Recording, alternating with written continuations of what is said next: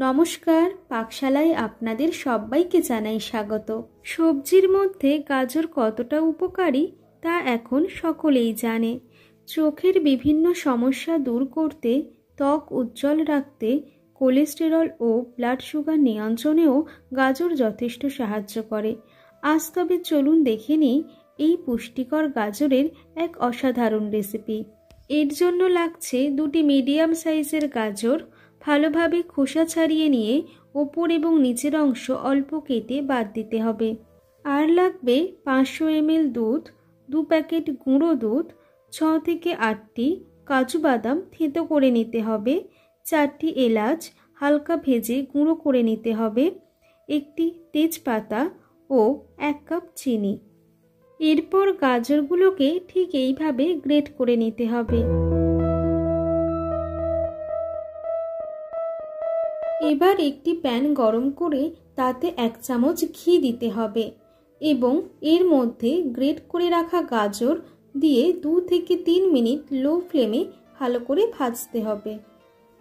3 minute পর একটি তেজপাতা ছিঁড়ে এর মধ্যে দিতে হবে এবং একটু মিশিয়ে নিয়ে এটাকে নামিয়ে নিতে হবে। এরপর প্যানের মধ্যে দিতে হবে 500 ml দুধ। প্রথমে হাই ফ্লেমে রাখতে হবে। একটু ফুটে উঠতে শুরু করলে গ্যাসের ফ্লেম লোতে রেখে বারবার এটাকে নাড়তে হবে।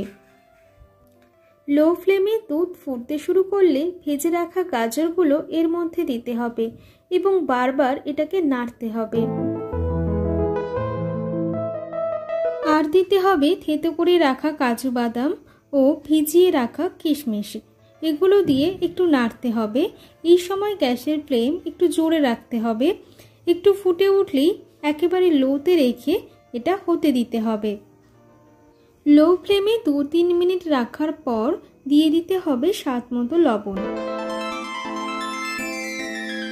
অপরদিকে একটি বাটিতে অল্প গরম জল নিয়ে তাতে 2 প্যাকেট গুঁড়ো দুধ গুলে নিতে হবে ও ফুটতে থাকা দুধ ও গাজরের মধ্যে এটা দিয়ে দিতে হবে এবং এটাকে নাড়তে হবে।